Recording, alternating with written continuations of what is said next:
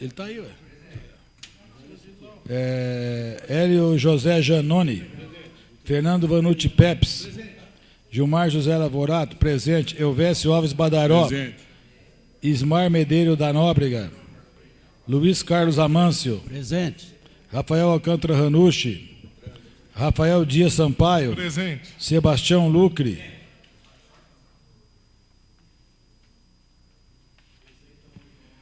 Quadragésima-segunda reunião ordinária da segunda sessão legislativa da Câmara Municipal de Cornélio Procópio, Estado do Paraná, realizada em 20 de novembro de 2018. Senhor secretário, faça a leitura da ata. Eu peço dispensa da leitura da ata. Vereador Ananias pedindo dispensa da leitura da ata. Aqueles que forem favoráveis permaneçam com os tenhos, os contrários se levantem. Aprovado o pedido de dispensa da ata. Tem expediente, senhor secretário? Sim. Resposta ao requerimento 310-18, Galeria Rio de Janeiro, André de Lima. Resposta ao requerimento 323-18, Estabelecimentos Cristo, Luiz Amâncio. E resposta ao requerimento 337-18, Endividamento Municipal, Fernando Peps. Passa. Tem uso da tribuna, senhor Não. secretário? Não. Passamos para o pequeno expediente. Vereador Rafael Sampaio.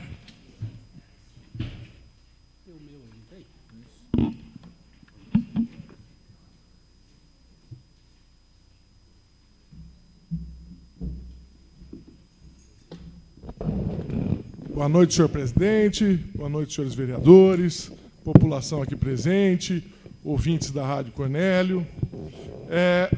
O que nos traz nessa tribuna um pequeno expediente agora foi uma notícia que nós recebemos com relação à questão da invasão da Vila Recreio. Recentemente, nós protocolamos junto ao município, à administração pública e ao Ministério Público um pedido para que fosse instalada iluminação pública lá na Vila Recreio. Até porque eles pagam lá a taxa de iluminação pública e não existe a iluminação pública naquele local. A Vila Recreio, para quem não sabe, é aquela invasão que existe ali ao lado do Cristo. Uma das justificativas que foi dada para a não instalação ainda da iluminação pública é que existe uma ação de reintegração de posse proposta pelo proprietário do imóvel no sentido de retirar aquela população daquele local.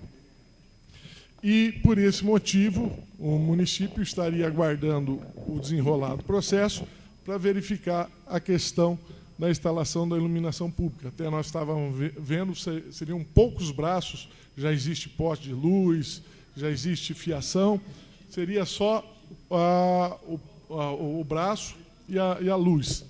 Seriam poucos, 4 ou 6, eu não me lembro agora. Independentemente do resultado da ação, acho que pelo menos deveria ser instalada a iluminação pública até o desenrolar definitivo dessa ação, porque a gente sabe que uma ação dessa pode demorar vários anos. E não seria justo com a população de lá, que paga a taxa de iluminação pública, ficar sem a iluminação pública, até porque houve uma decisão já em segunda instância que deu ganho para os moradores. A gente é advogado nesse processo e a gente tomou conhecimento dessa decisão essa semana e vamos até levar uma cópia dessa decisão para a Prefeitura e para o Ministério Público para que reveja essa posição para instalar pelo menos essa iluminação pública. É óbvio que não é uma decisão definitiva, porque é óbvio que o proprietário ainda pode tentar um recurso para Brasília, mas é uma vitória para os moradores de lá e, provavelmente, se isso for realmente para Brasília, isso vai demorar aí 2, 4 anos e não é justo que essas pessoas fiquem na escuridão pagando taxa de iluminação enquanto isso não se resolve. Por isso, depois nós vamos trazer a cópia, enviar para a Prefeitura, enviar para o Ministério Público, para que reveja essa posição e coloque os braços da iluminação. Tem algumas lâmpadas que eles botaram, mas não é dos postes de iluminação. Tem um poste, mas não tem um bracinho. O poste já existe. o poste já existe, o poste, a fiação, já existe a água. Eu sei que não pode, é pequeno expediente, a gente não pode pedir.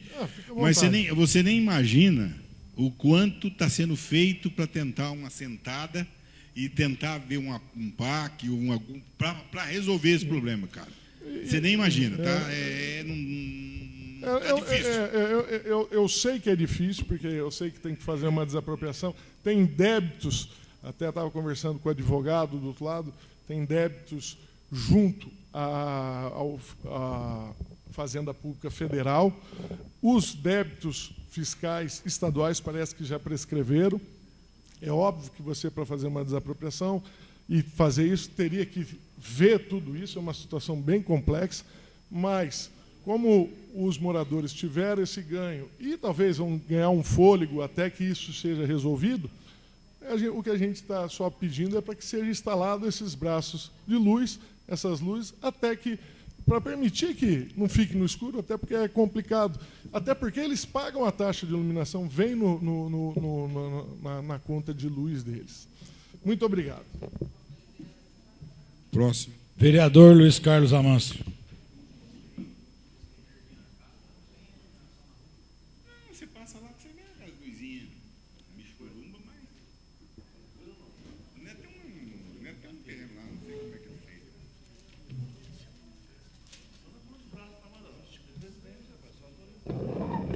feito. Senhor presidente, senhores vereadores, população presente, aquela que acompanha a transmissão da sessão através da Rádio Cornélio e da TV Câmara, ocupo um pequeno expediente, senhor presidente, para destacar o Dia da Consciência Negra. Uma série de comemorações estão ocorrendo na cidade, mas centralizadas na UTF-PR. Talvez devêssemos até ter convidado o pessoal do movimento para participar da sessão nesse dia importante para o movimento negro. E só para lembrar, eu trago aqui algumas informações. Vereador Fernando, 54,6% da população brasileira é formada por negros. É a segunda maior população negra do mundo. Nós ficamos só atrás da Nigéria. O Brasil tem 112 milhões de negros. 71,5% dos assassinatos ocorridos no Brasil envolvem negros. Digo esses números porque sempre que a gente comenta aqui com relação a racismo, há um determinado questionamento com relação a esses números, mas não são números que a gente inventa, né? São números de levantamentos oficiais e que mostram a realidade do país. A cada 23 minutos morre um negro assassinado no Brasil, um jovem negro assassinado no Brasil, a cada 23 minutos. Em 2016, levantamento de 2016, homicídio envolvendo mulheres negras cresceu 15,4%. Das mulheres brancas diminuiu 8%. Policiais mortos, 56% negros, 43% brancos. 62% da população carcerária feminina é formada por negras. 64% da população carcerária masculina é formada por negros. Na Câmara de Deputados, 24% só dos deputados são negros. 75% são brancos. Segundo o IBGE, eu já trouxe esse dado aqui, doutor Lavorato, e trago para reforçar. Salário médio da população branca empregada no Brasil, R$ 2.697. Salário médio da população negra empregada no Brasil, R$ 1.534. A diferença é acima de R$ 1.000, é acima do valor do salário mínimo. Negros com ensino superior ganham 67% da remuneração que um branco com ensino superior recebe. Então, mesmo quando tem ensino superior, a remuneração é menor. Então, esses números é mais para demonstrarmos uma realidade que precisa ser combatida, precisa ser discutida, e essa Câmara de Vereadores é um fórum adequado, para discutirmos esse tipo de situação, sem muito poder para interferir nessa situação de uma maneira direta para beneficiar ou melhorar essa situação, mas sem também a necessidade de omissão e de evitar a discussão de um assunto tão importante quanto esse. Era isso, senhor presidente. Vereador Ananias Neto.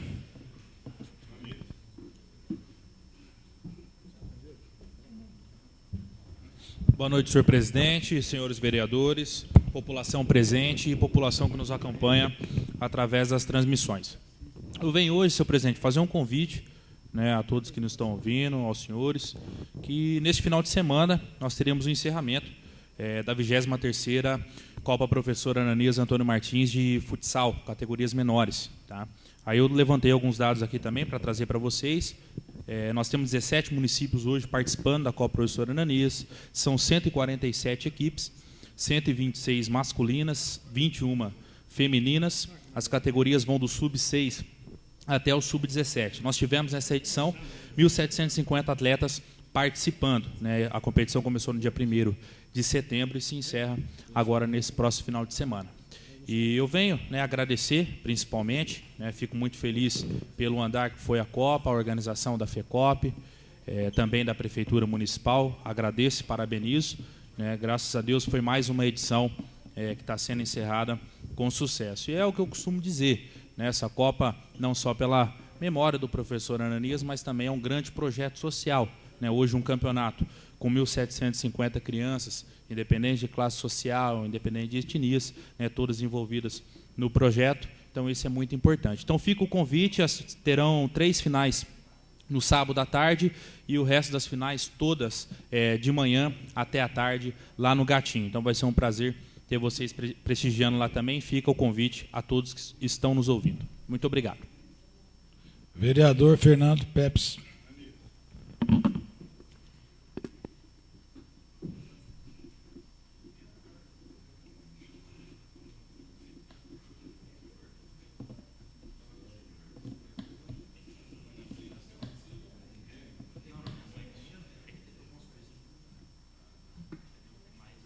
Senhor presidente,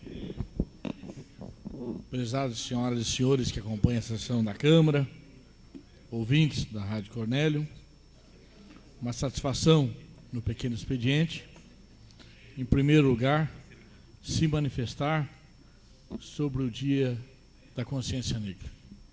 Então, com a riqueza de dados que o vereador que nos antecedeu, Luiz Carlos Amâncio, colocou, mas dizer de algumas questões que evoluíram, mas ainda precisa de muita resistência. Aliás, o termo que é daqui para frente é resistência, para não perder direitos que foram perdidos ao longo da história.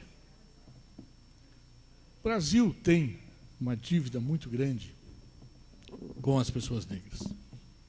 Na realidade, se formos verificar a história, a própria liberdade que foi dada foi por interesses econômicos, muito mais do que por uma conquista.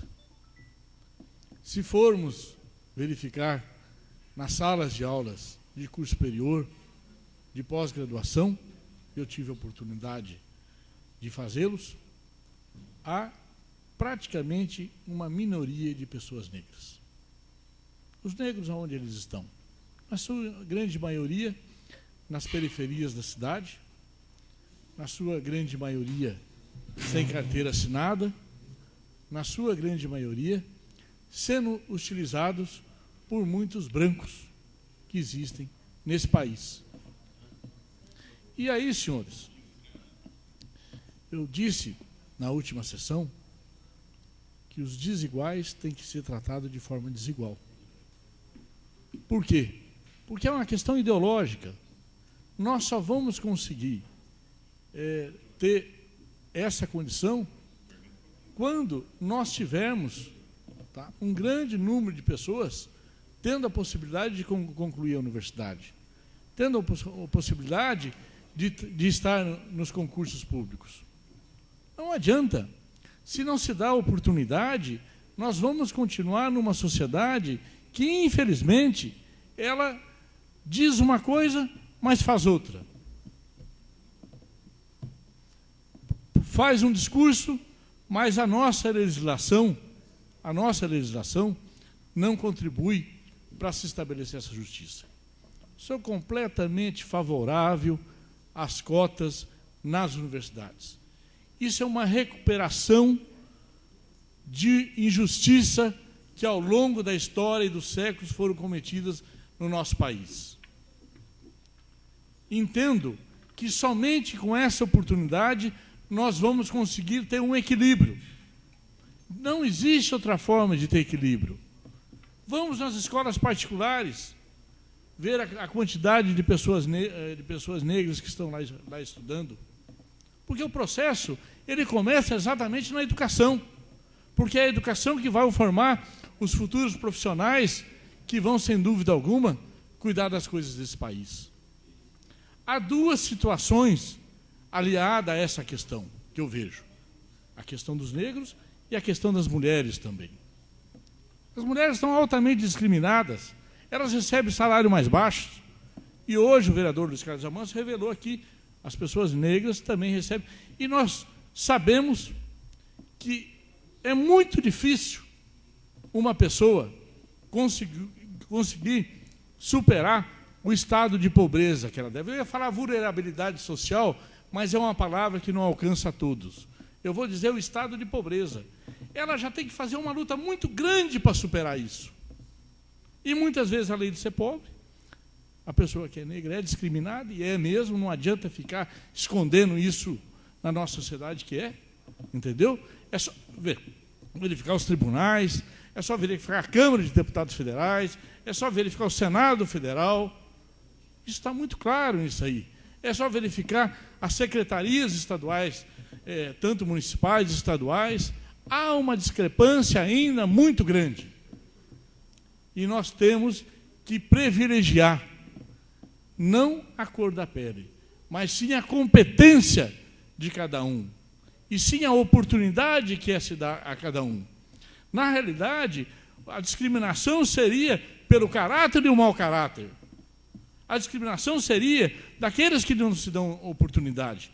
Mas, infelizmente, a nossa sociedade ainda fica discutindo que não tem que ter cotas porque vai tirar uma vaga do meu filho. Mas que imbecilidade é isso aí?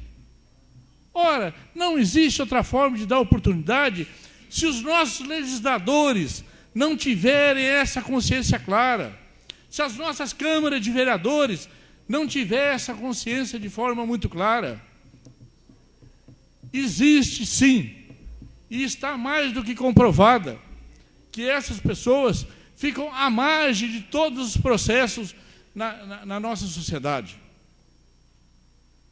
E hoje, eu quero dizer aos senhores que essa eleição, agora do Bolsonaro, foi uma eleição que isso foi, mais uma vez, muito discutida nesse país. E, na minha avaliação, houve um retrocesso. Mas esse retrocesso vai ser por pouco tempo.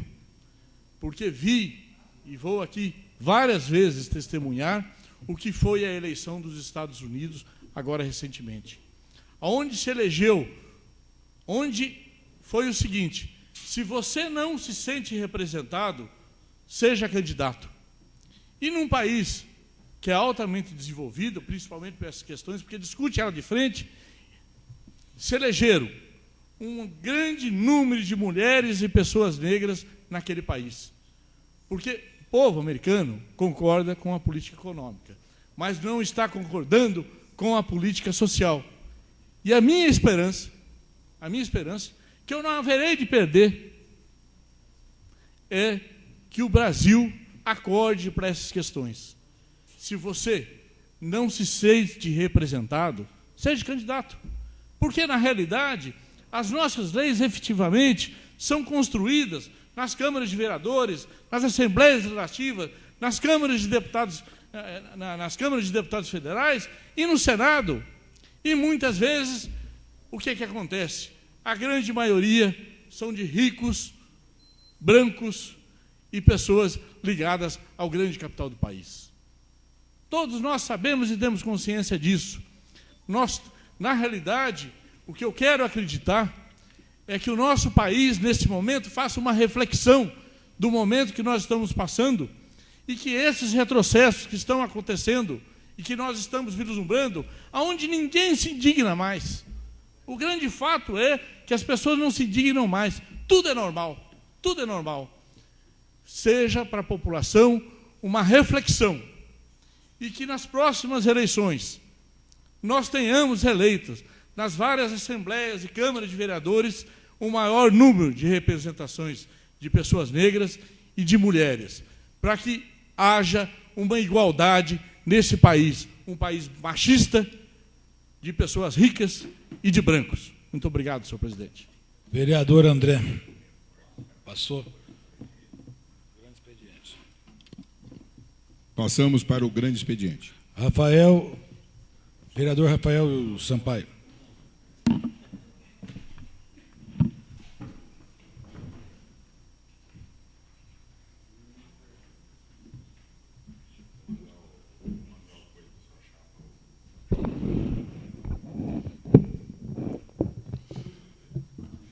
Agora, no grande expediente, o que nos traz aqui, primeiro, é a questão nacional. Quando a gente estava durante as eleições, o que eu tinha visualizado e que tinha ido para o segundo turno, os dois piores candidatos que havia. E um deles se elegeu. E a gente, apesar de ter um pé atrás com relação ao candidato, passamos a ter esperança de que ele iria tomar atitudes para melhorar o nosso país. Infelizmente, nos últimos dias, o que nós vemos são uma sucessão de atos que nos deixa preocupados com relação a como vai ser o próximo governo federal. E uma das questões que mais nos preocupou e que vai nos afetar, e afetar inclusive a população procopense, foi a forma como encerrou-se o Mais Médicos. Aqui existem posições ideológicas, no sentido de que o Mais Médico é bom, o Mais Médico é ruim.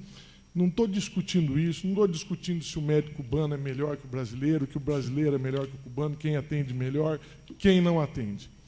Só acho que, da forma como foi conduzida essa situação, isso acabou causando uma enorme preocupação.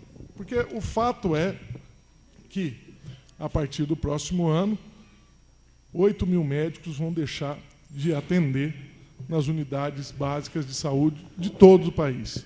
E isso, sem dúvida nenhuma, vai causar um enorme prejuízo para aquele que necessita dos médicos, que é a população mais humilde, a população mais pobre, que é atendida pelos médicos dos postos. Aqui em Cornélia, a gente estava até discutindo, eu imaginava que tinham 3, agora não tem 2, que vão embora.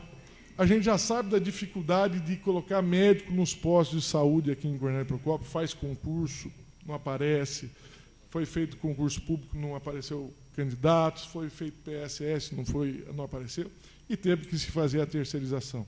E a terceirização, pelo que a gente viu do contrato, não é barata.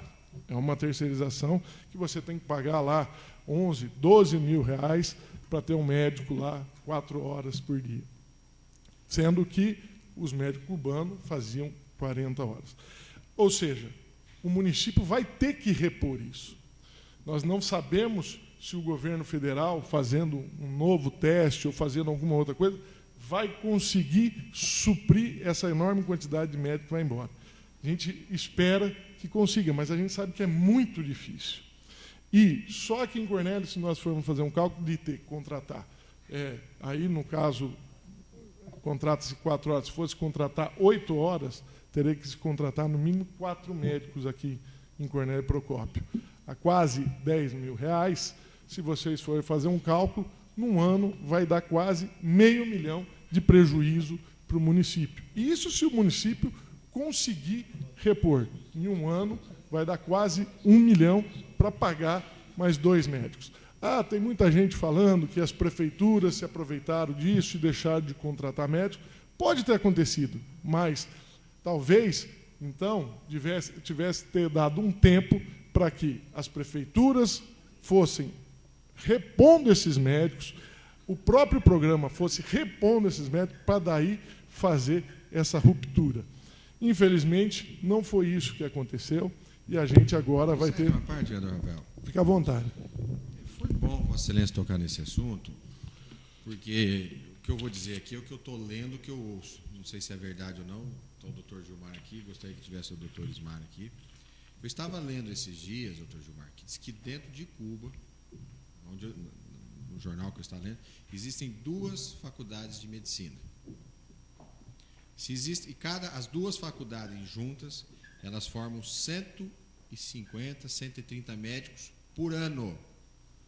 Se você, então, pegar 8.500 médicos e dividir por 130, pode ser verdade o que estão dizendo, que 90% dos que estão lá não são médicos, são farmacêuticos. Então, nós estamos fazendo uma defesa aqui, se for verdade, de um profissional que não é profissional. Então, o doutor Gilmar aqui, que possa me confirmar ou desmentir o que eu estou dizendo.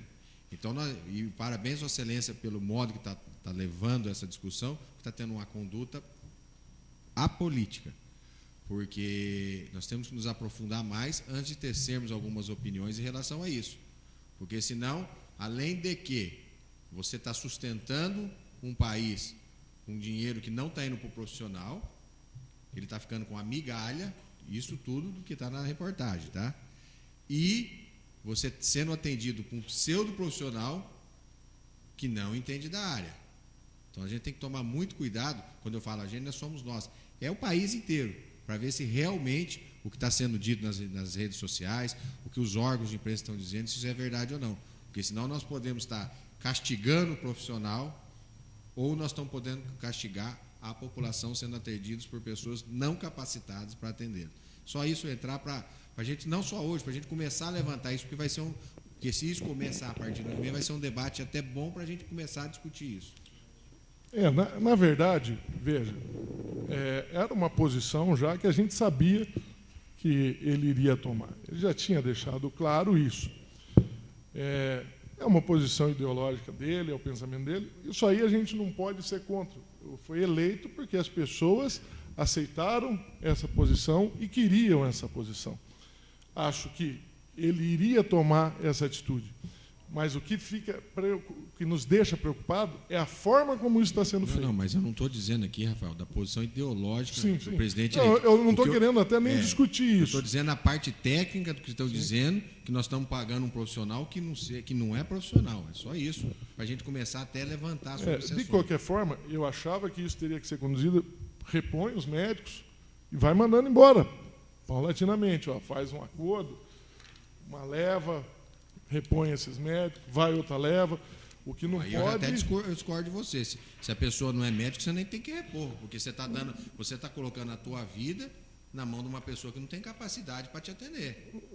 Mas porque pelo menos o que eu li, que foi feito aí uma prova, alguma coisa, 90 e pouco % das pessoas não conseguiram ser aprovados dentro do certificado de medicina do país. Estou errado o que eu estou dizendo, doutor Gilmar? Comecei a me inteirar, comecei a me inteirar agora do assunto. Tem o programa Mais Médico tem de zona 1 a zona 7. Zona 7 é lá no meio da Amazônia. É um lugar que eu quero ver se médico brasileiro vai naquele lugar lá no meio da Amazônia, que os cubanos estão lá, né? Eu tenho essa história de que são 2 escolas de medicina, mas tem um menino da UEL aqui que já levantou, são 14 escolas de medicina. São 2. São 14 escolas de medicina lá, entendeu? E quanto à parte financeira, você falou em R$12 mil por médico, por 4 horas, porque parece que são 40 horas semanais, né, o cubano fazia, né? Não, eu estou falando do contratado. Então, mas o contratado é por R$12 mil por 4 horas, 20 horas semanais, são 40, se não me falha a memória do contrato, não vai para o médico, vai para a empresa. Tá, né? mas a empresa está pegando... por R$12 mil por 20 horas semanais? Eu não lembro direito, eu vi o contrato. Vamos levantar esse direito para não poder apurar isso daí. Inclusive, naquele último pedido de informação que a gente fez, é com base nisso, porque, é que nem eu falei, é um valor elevado, né? Às vezes se oferecesse para o próprio médico isso. Exatamente, porque R$12.000 por 4 horas semanais é muito interessante para o médico, né? Mas então, 4 horas por dia.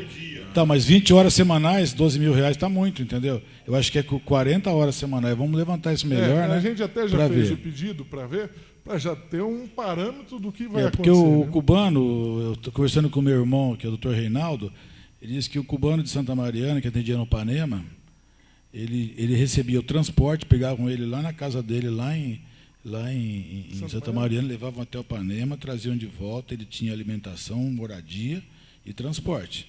O médico, o salário era igual, acho que é 11.700, né? O médico brasileiro não tem transporte, nem moradia, nem alimentação. Então tem muita coisa para levantar em valores aí, porque as contas não batem muito bem, né?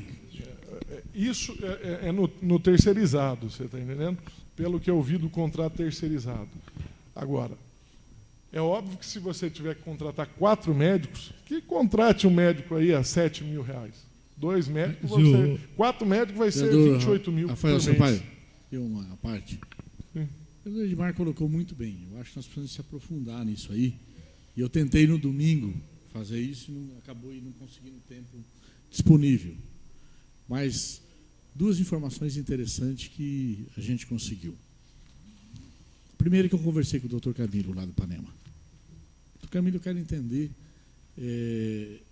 o senhor que está aqui no Brasil sobre a condição. O primeiro trabalho que ele fez lá, porque ele me explicou que a formação do médico cubano ele é mais na área preventiva, voltada para a área preventiva. Então, ele falou, eu fiz um trabalho lá que essas questões que envolvem alimentação, não sei te dizer o nome, nós conseguimos zerar no Ipanema. Sabe? Questão de... me tenta ajudar. São questões que, se você fizer um bom trabalho de saúde, físico, de caminhada, melhora. Esses índices, ele conseguiu zerar. Foi a primeira questão que ele me respondeu. Falou, olha, porque eu era diretor de um hospital em Cuba e quando me colocaram no Ipanema foi para mim uma oportunidade. E eu perguntei a ele, mas e essa questão que o senhor fica só com R$3.000? Ele respondeu para mim assim, mas 3 salários mínimos é um bom salário. Mas e o restante? Ele explicou para mim. No meu país, nós tínhamos uma dependência econômica muito grande da Rússia.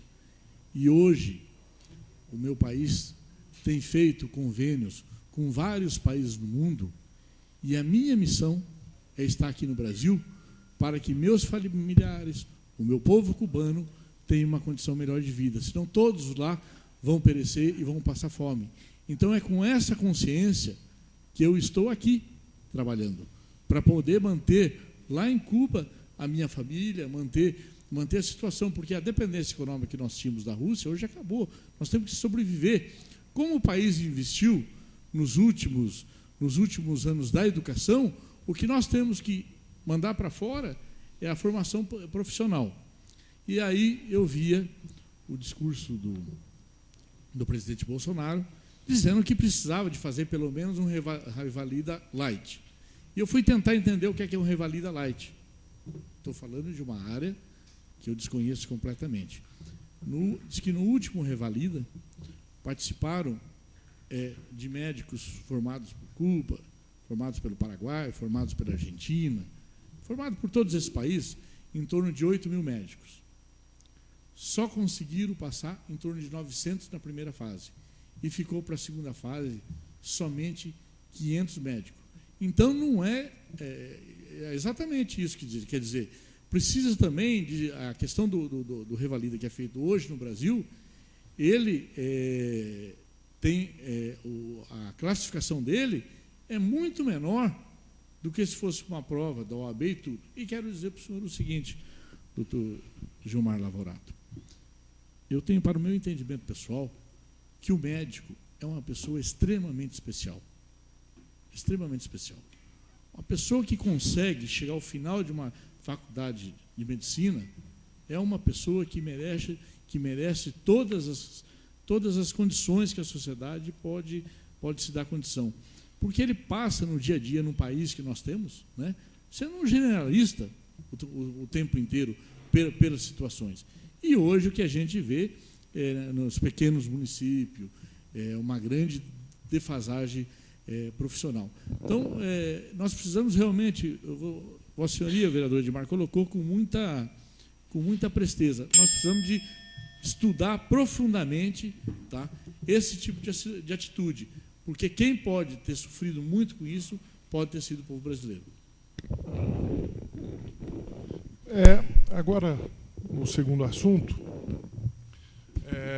eu acho que é uma coisa que tem que ficar clara e que tem sido dito, e a gente tem acompanhado aí na imprensa nos últimos dias, muita coisa sendo ventilada e muita coisa que não está sendo dita pelas pessoas que realmente têm que ser ditas. Recentemente, nós tivemos aí a questão da implantação do curso de medicina. Desde o início, quando saiu a notícia do curso de medicina, eu, lógico, imediatamente já me falei, isso aí, para mim, cheira a jogada eleitoral. Mas acabou as eleições e a coisa foi caminhando.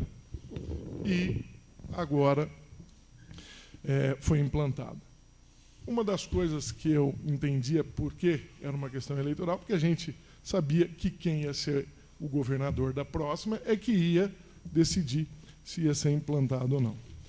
E o que nós agora estamos nos deparando é com um confronto de notícias que acredito que nem são as notícias verdadeiras, uma falando que existe pessoas pressionando para que esse curso vá para outra cidade e não venha para Cornélio, e outras falando que pessoas de Cornélio estão lutando contra o curso. Eu não acredito nisso, eu não tenho vergonha de dizer. Se vier para Cornélio, ótimo, melhor para Cornélio. Nós não somos contra curso de medicina nenhum. Agora, uma coisa que a gente tem que começar a se preocupar, porque quem vai dar a caneteada final a respeito desse curso, se der a caneta, né, vai ser o próximo governador, o Ratinho. E o que a gente tem visto é uma movimentação muito grande da Munorp no sentido de tentar impedir que o curso não venha para Cornélio. E, apesar da movimentação aqui de Cornélio, eu não sei se está tendo a mesma movimentação na Munop. Até o Edmar, que está por dentro, às vezes poderia nos responder melhor sobre isso. E veja, independente de quem vai trazer ou não, para mim não interessa se um vai ser beneficiado ou não. Também não quero me beneficiar disso, não. Mas eu acho que, se é uma luta para vir, que venha, então, para Cornélio, que não vá para outro município. E, nesse ponto, eu acho que todos nós, vereadores, seja de situação, seja de oposição, tem que fazer a sua parte, pressionar os seus deputados para que pressione o próximo governador que vai ter que dar a caneteada. Se ele der, que venha para Cornélio, que eu acho que é a melhor situação, não só para a cidade, mas para o próprio curso, e também seria uma solução para o hospital regional. Fique à vontade. Sabe as palavras de Vossa Excelência, mas eu não acredito, desculpe o que eu vou dizer, Vossa Excelência, que quem vai dar a canetada final é o próximo governador. Até porque isso aí não foi um ato político, já citei aqui lá atrás, porque uma pessoa que era candidata, ela não ia fazer um ato político numa região e perder votos na outra região. Nós que tivemos semana passada lá, vários prefeitos da região da Munop estavam lá, e a escolha do curso de medicina para Cornélio, o vereador Fernando acompanhou bem, o vereador Luiz Carlos acompanhou bem, ele não aconteceu da noite para o dia. É claro, o papel que o pessoal da Munorp está fazendo, e aqui, durante o expediente, eu vou propor um repúdio a eles, é ridículo, porque eles não têm competência, Luiz Carlos, dentro da região deles, de levar um curso para lá, e querem tumultuar um ganho que não foi Cornélio, que foi a Munop e a Munorp também, que para eles vai ocorrer o desenvolvimento. Porque quando lá atrás, e não fomos nós que fizemos o estudo, e aqui você tem que dar méritos a quem tem méritos, quando surgiu, o vereador Fernando sabe muito bem o que eu estou dizendo, em 2013, para Cornélio, Bandeirantes e Santo Antônio da Platina, apresentar a estrutura de cada um para que pudesse ter o tão sonhado curso de medicina pela Universidade Federal do Paraná, Cornélio, naquela época, era o prefeito Fred, assessoria desta casa, com assessoria competentíssima da reitora Fátima, Bruno, toda aquela equipe que está ainda e que nós temos a felicidade de eles estarem dentro da UEMP, junto com a vice-prefeita Aurora, com a equipe de saúde daquela época. Eles se debruçaram mais de um mês levantando para mostrar, senhor presidente, toda a estrutura que Cornélio tinha. Bandeirantes fez a mesma coisa e Santo Antônio da Platina fez a mesma coisa. Aí, nós fomos a Curitiba numa reunião que foi marcado, onde as 3 cidades que almejavam o curso, nós fomos conversar e estava presente o deputado João Arruda, deputado Romanelli, deputado Alex Casiani, deputado André Vargas, junto com o reitor Isaac Akel, né, Fernando? E o vice-reitor, que era do médico, né, do curso de medicina. E lá eles colocaram muito bem os critérios que seriam utilizados pelo corpo técnico da Universidade Federal do Paraná, que iam ficar 3 dias aqui na região, cada dia. Eles iam estar numa cidade e olhando, se você lembra, né, Luiz Carlos? Toda a estrutura de cada cidade. E não fomos nós que fizemos isso. Quem foi? Foi o pessoal da Universidade Centenária do Paraná, Universidade Federal do Paraná. E lá atrás, foi muito claro, o parecer, o relatório da Universidade Federal, que a única cidade que poderia comportar o curso de medicina era Cornélio Procópio. Teve aquela chiadeira por Bandeirantes, teve por Santo Antônio, é claro, cada um quer levar. Mas, tecnicamente, era Cornélio. E o que eles estão fazendo hoje, o pessoal da Amunop? É claro, aquele curso, o sonho não aconteceu, vários problemas ocorreram. Mas nós tivemos a felicidade, e aqui você tem que parabenizar as pessoas que têm seus méritos, o deputado Alex Casiano, o deputado Romanelli, o prefeito Eimim, a mim, toda a equipe de governo do Estado do Paraná, que quando surgiu a oportunidade, eu vi muita gente falando que o MEC não proibiu, em 5 anos não poderia deixar mais ter curso, tanta coisa. As pessoas, antes de falarem, elas não foram se informar o que era caso de Universidade Federal, o que é caso de Universidade Estadual e caso de faculdade particular de medicina. E falaram um monte de besteira, que era jogo político e tudo, mas não vai ao caso. Isso. E o que aconteceu? A UEMP, Universidade Estadual Norte do Paraná, que tem campus Cornélio, Bandeirantes e Jacarezinho, ela não podia levar para Santo Antônio, porque Santo Antônio não tem, não é, Fernando? Santo Antônio não tem UEMP. Então, como é que vai ter curso de medicina estadual pela UEMP lá? Só que eles não. O prefeito de Ribeirão Claro falou um monte de bobagem. Tem um tal de Joá, sei lá o quê, de Santana de Tararé, que fica falando mais bobagem ainda, e dizendo que vão fazer manifesto contra. Eles têm que entender, a mesma coisa nossa de Cornélio Procópio, nós queremos brigar por uma estrutura com Londrina. Nós temos que saber, nós temos que ser sabedores que Cornélio não tem uma estrutura que tem Londrina para determinadas coisas.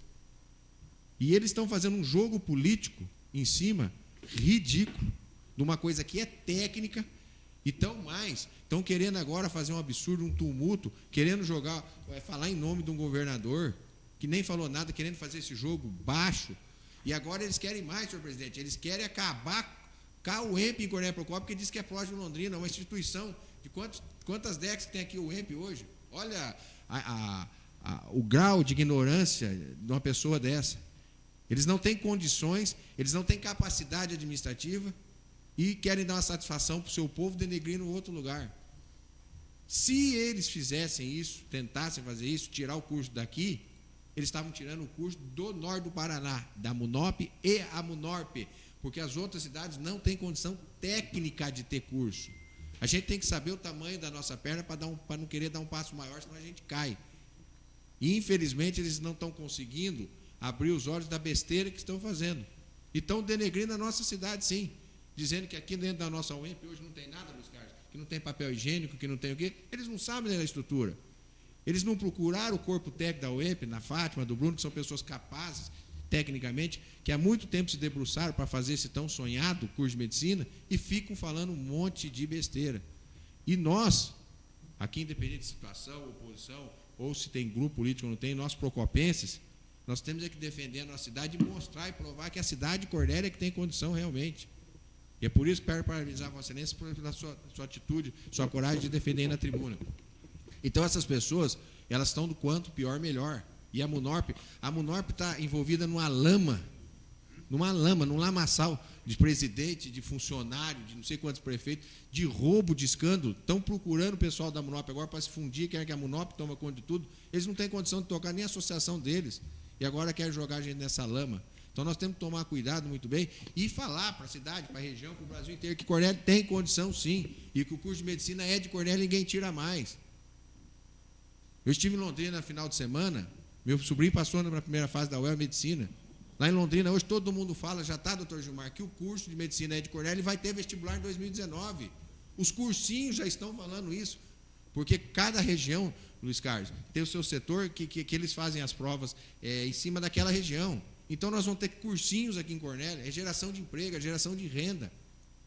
E nós temos que ter a bandeira de Cornélio, sim, defender a bandeira de Cornélio. Nós não podemos deixar umas pessoas desqualificadas, despreparadas, que não sabem o que estão falando, não sabem nem como chegaram ao poder, infelizmente ainda. A democracia permite isso, que pessoas desqualificadas, esse prefeito foi um cidadão que teve uma reunião na saúde, ele agrediu uma funcionária pública. Então ele não tem preparo nenhum. Então nós temos que mostrar que nós temos condições acima, tecnicamente, do que ficar ouvindo um monte de besteira, um monte de bobagem, igual um cidadão desqualificado igual esse, senhor presidente, ficou falando e está falando, tentando tumultuar. E nós sabemos quem é a imprensa que está dando barulho para isso, porque é só pegar aí qual jornal que está saindo e pegar o passado, o legado dessa imprensa, do que eles já fizeram no norte do Paraná, a gente sabe por que eles estão aí a serviço do que e de quem eles estão.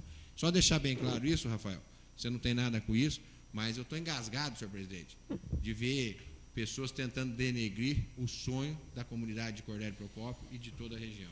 Vossa Excelência estava lá, o vereador Hélio estava, o vereador Tião, o vereador Gilmar, outros vereadores, e viram o apoio maciço, total, dos prefeitos da Munop, que lá estavam, né, vereador presidente?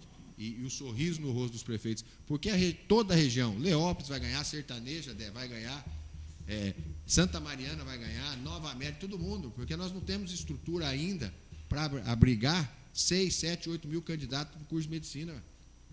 Então vai ter gente espalhada na região toda. É renda, é desenvolvimento para o nosso município. Obrigado. De qualquer forma, Edmar, eu vou abrir mão do meu acha horário, mão?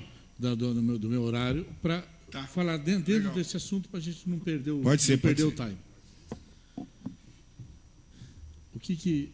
Aonde que nasceu essa ideia e a gente soube se posicionar muito bem pelo nosso potencial da cidade, tanto em todos os aspectos. Nós temos hoje uma divisão que é do pedágio para cá. Toledo resolveu esse problema, criando a Faculdade de Medicina lá, né? Aqui, Ponta Grossa conseguiu resolver isso no passado. Então havia necessidade de se criar essa estrutura, Guarapuava também, essa estrutura no norte do Paraná, porque nós temos hoje uma situação econômica hoje de maior dificuldade do que outras regiões do estado do Paraná. Quando a comissão veio aqui, eles não ficaram com essa análise pequena da distância de Cornélio para Londrina. A análise é de se formar o profissional.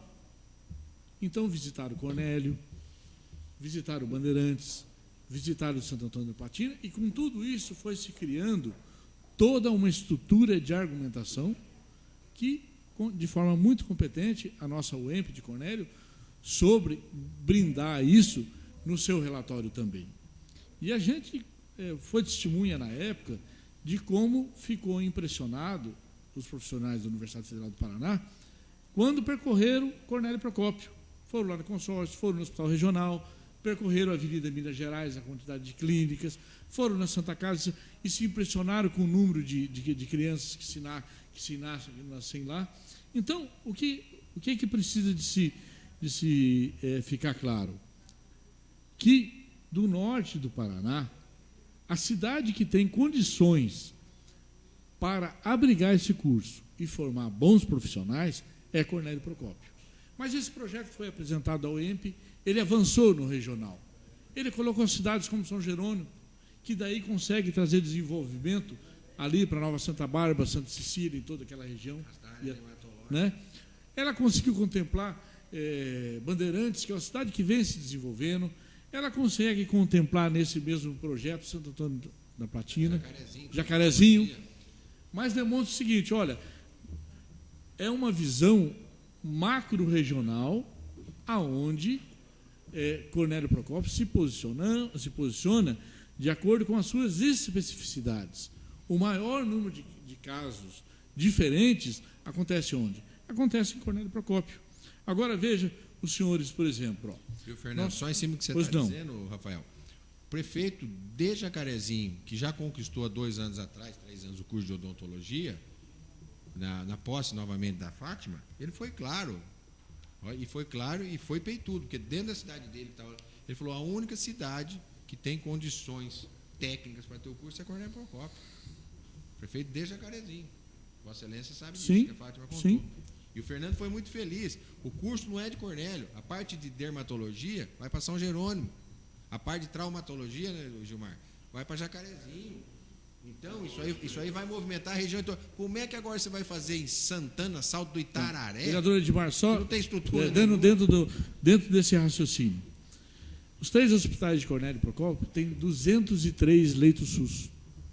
Santo Antônio da Platina tem 130, Bandeirantes 150, Cambará tem 90. Tá? Quer dizer, Cornélio já demonstra uma capacidade de leitos SUS para esses profissionais muito maior para fazer o atendimento. Outra coisa, nós temos 12 UBSs aqui para esses médicos fazerem a sua residência durante esse período.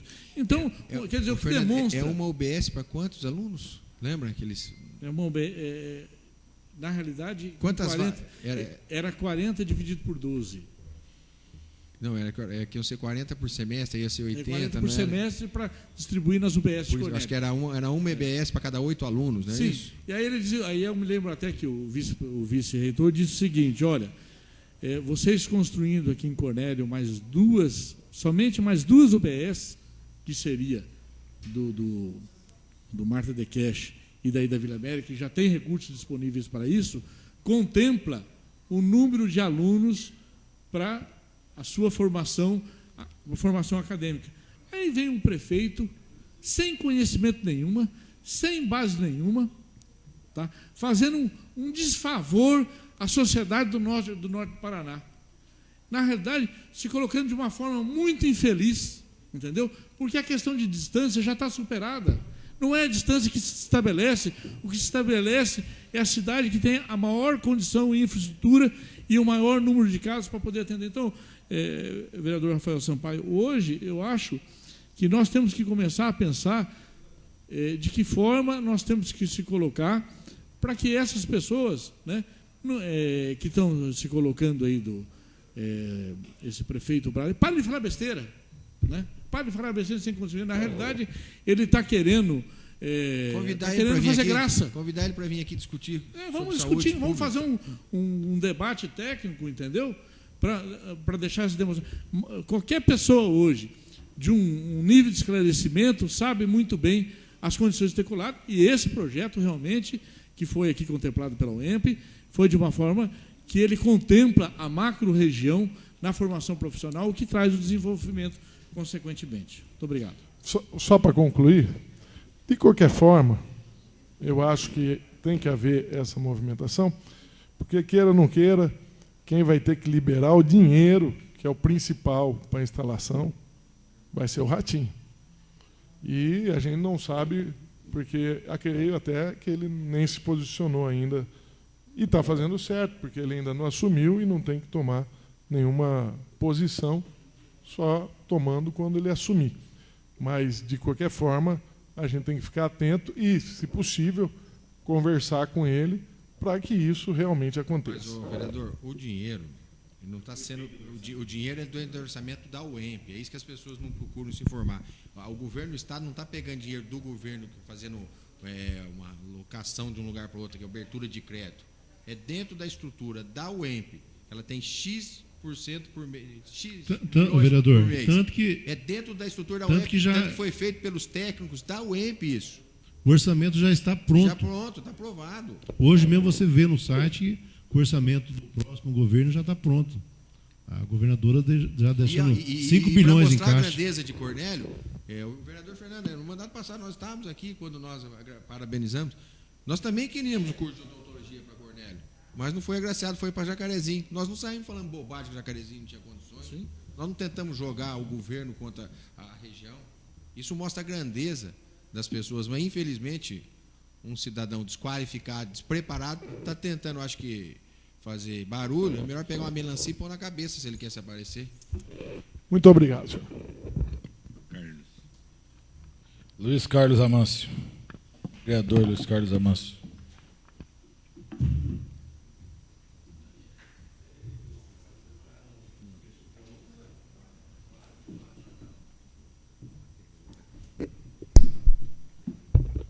Senhor presidente, senhores vereadores, antes de abordar essa questão da criação do curso de medicina, vereador Fernando, nós tivemos no passado, e isso foi amplamente discutido aqui, a possibilidade de criação de novos cursos de engenharia na UTF-PR. E naquela oportunidade, um dos prefeitos da região tentou de todas as formas tirar os cursos da UTF-PR e levar como extensão para a cidade dele. Então, essa ação desse prefeito naquela oportunidade acabou atrapalhando a criação de novos cursos aqui. Cursos de engenharia na UEP, eles equivalem em importância e em peso aos cursos da UTF, equivalem em importância e em peso a esse curso também de medicina, que é fundamental. Com relação ao governador Ratinho, não foi ele que tomou a decisão evidente de assinatura do decreto, então, a partir do momento que não foi ele que assinou, ele também não tem culpa. Não pode ser penalizado por aquela região, não foi uma atitude dele, foi uma atitude da governadora Cida Borghetti. Agora, o vereador Rafael tem razão num aspecto, eles estão fazendo um barulho enorme lá, e aqui nós temos feito pouco barulho. Eu não sei se a Munop está se posicionando com a firmeza que deveria se posicionar. Acredito que nós não vamos correr risco nenhum. Eu conversei com um prefeito daqui da Munop, que foi um dos coordenadores da campanha do governador Ratinho Júnior, muito ligado a ele até, e eles já foram em Curitiba. É que eles estão agindo dentro da responsabilidade. E não tem nada disso de tirar curso de Cornélio, não. Até porque se ele tira... Você foi muito feliz, como você falou. Se ele, como governador, arranca o curso daqui hoje porque lá pediu, ele vai jogar toda essa região contra ele. E não teria motivo para trocar 6 por meia dúzia. Então, aquela região, na verdade, tem que se empenhar e se organizar para pleitear benefícios também, novos cursos, não sei se de repente até um curso de medicina, seja particular ou seja, de repente, através da UEMP. Uma parte, sim, Luiz? Sim.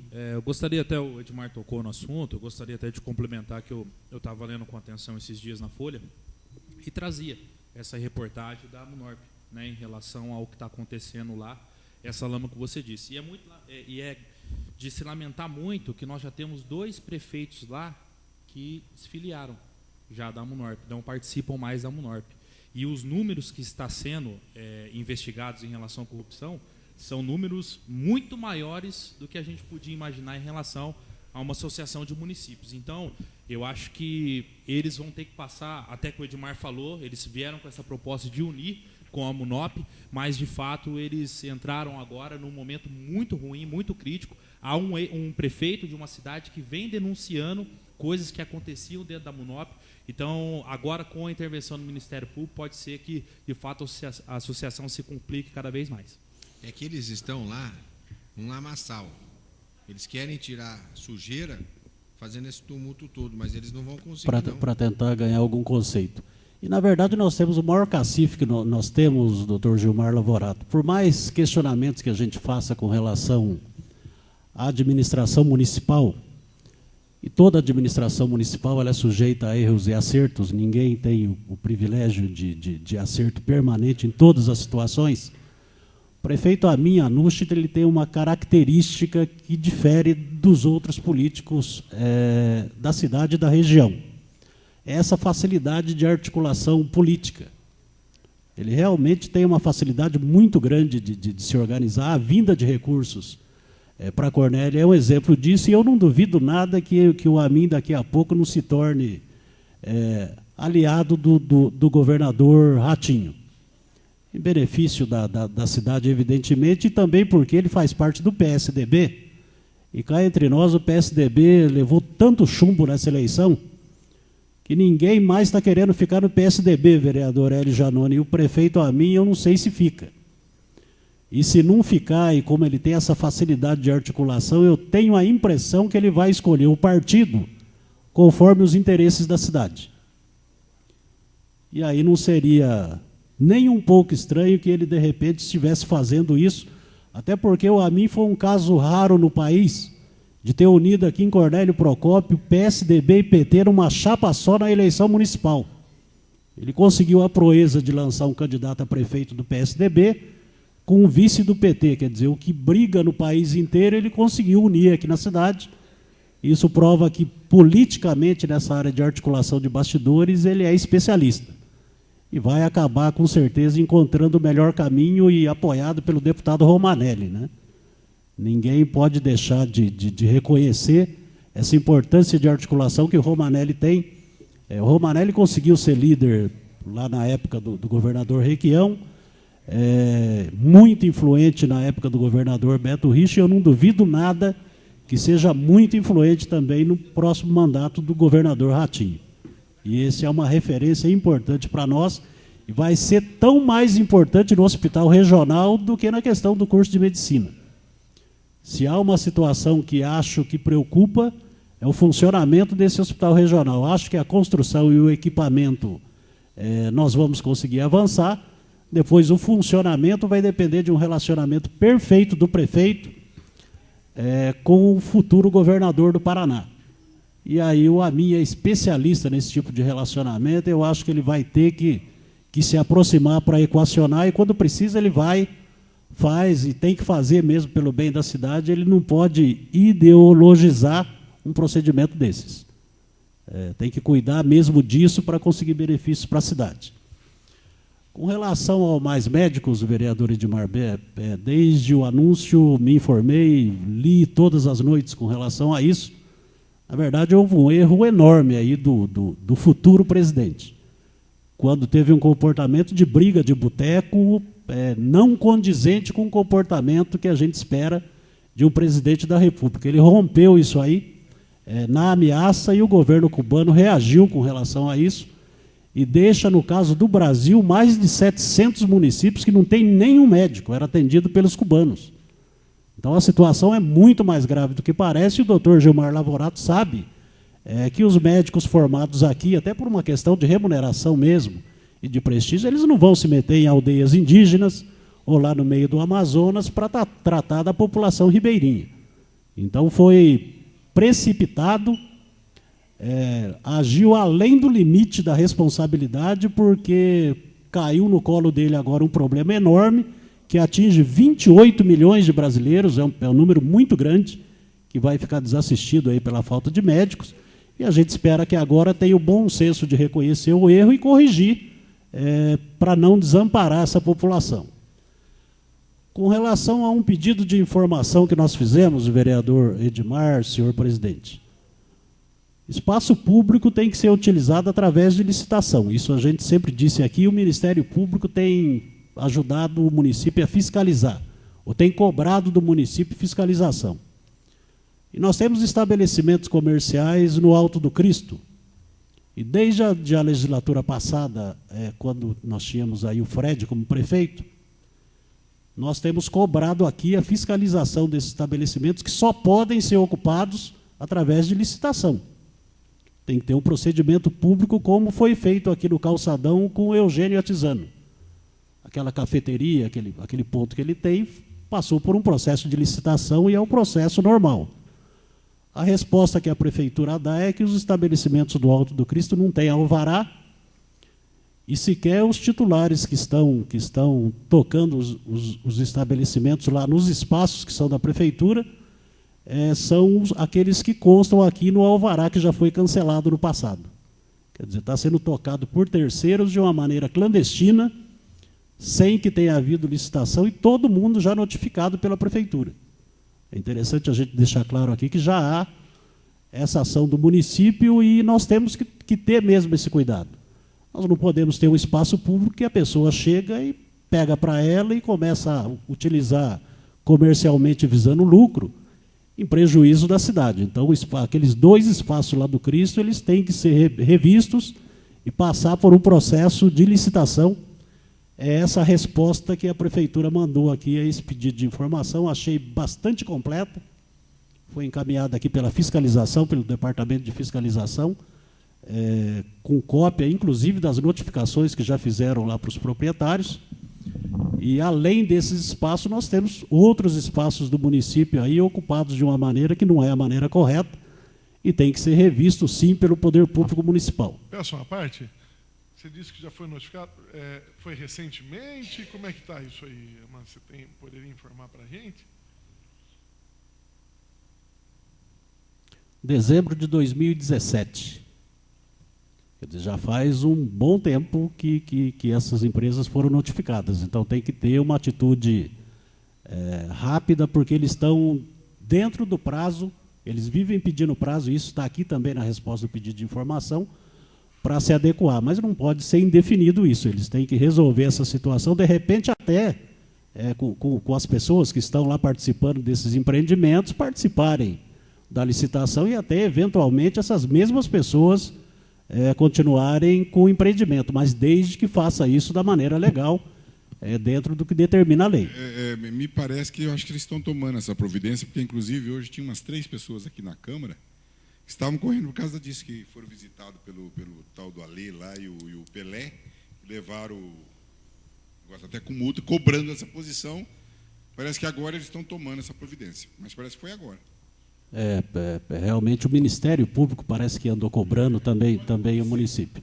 E uma outra situação, senhor presidente, que poderia ser encaminhada lá para a prefeitura, nós temos uma empresa terceirizada que contratou profissionais de educação física, isso acho que foi no começo do ano, para suprir aquela falta daquele convênio do governo federal que contratava profissionais aqui na cidade. Foi contratada uma empresa terceirizada.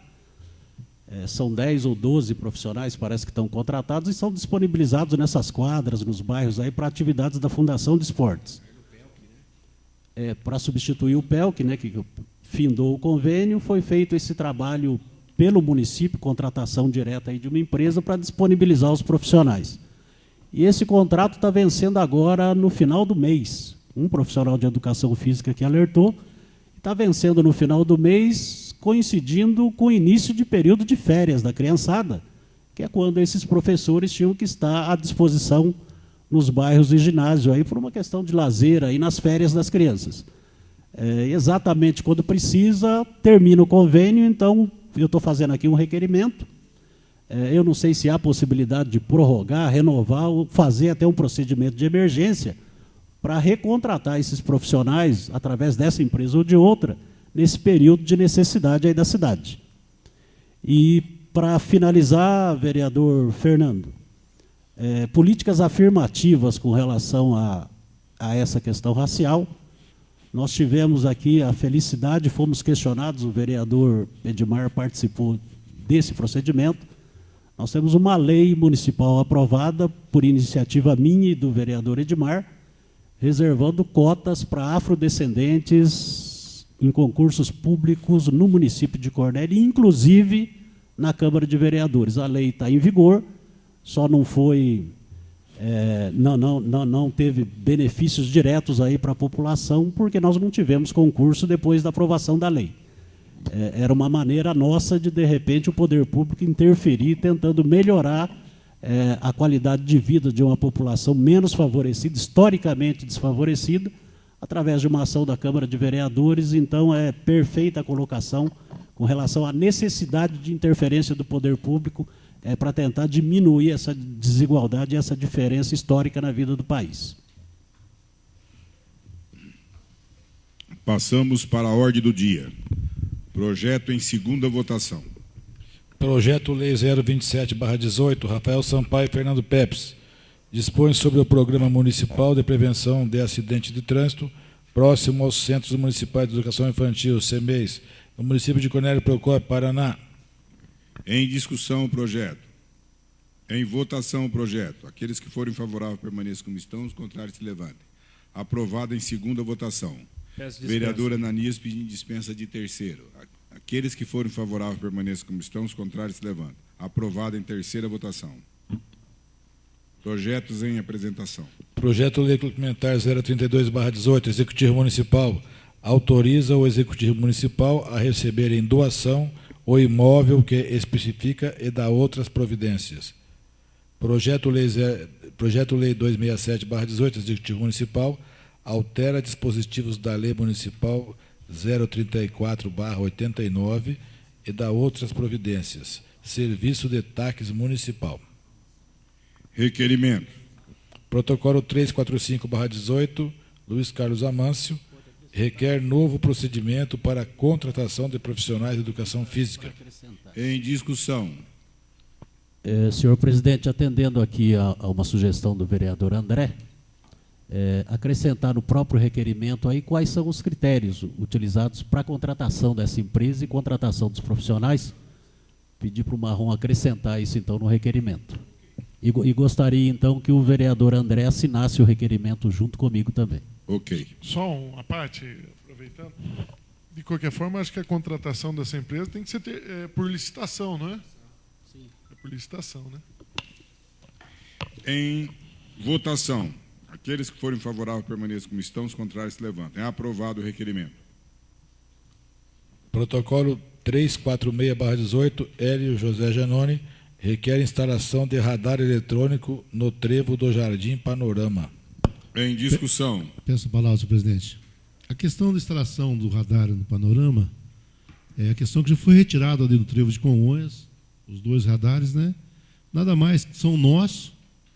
Eu gostaria até que o Luiz Carlos e o vereador Fernando assinassem junto, e a gente trabalhava simplesmente junto com a Econorte para se instalar, né, Edmar?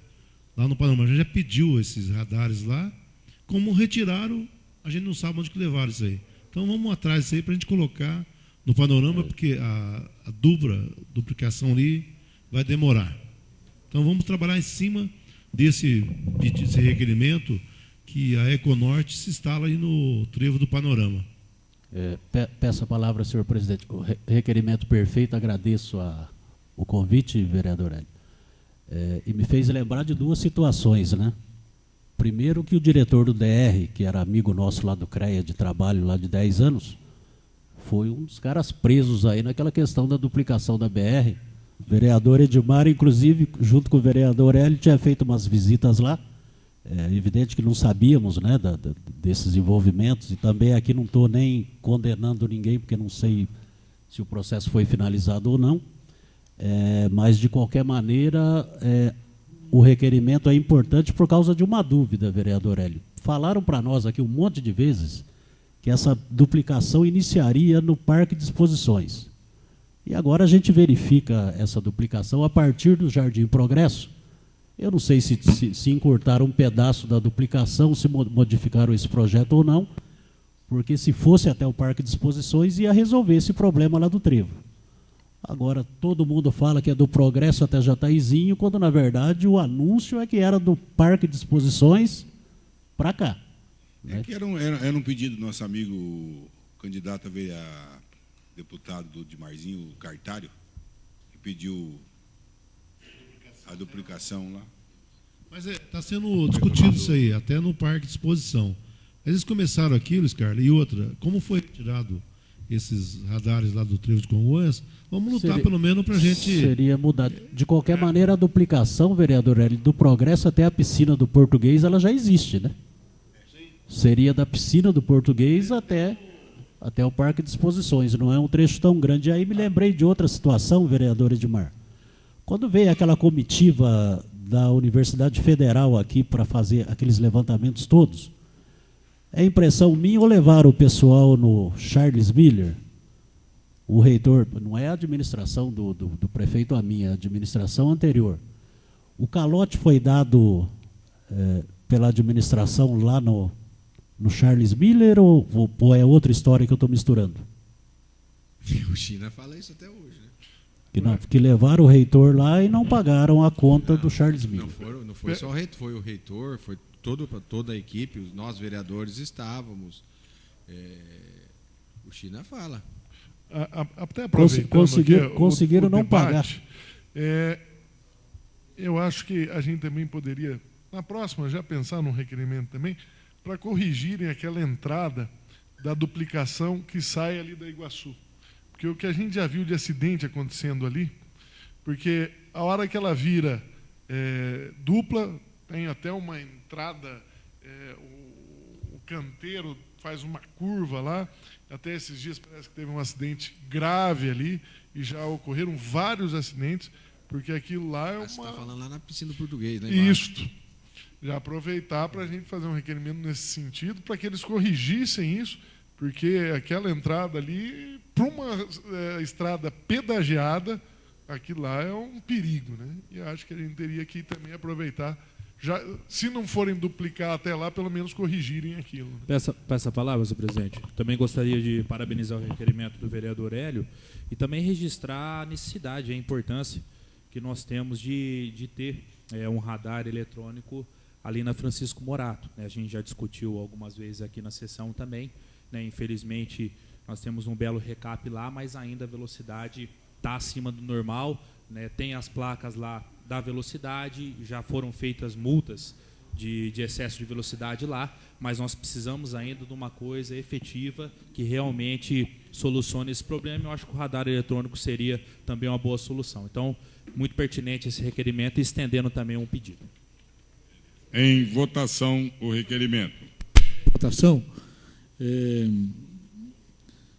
Eu me lembro até hoje de uma fotografia do ex-prefeito Márcio Pozzi, quando ele era prefeito de Cornélio, pedindo para arrumar lá embaixo.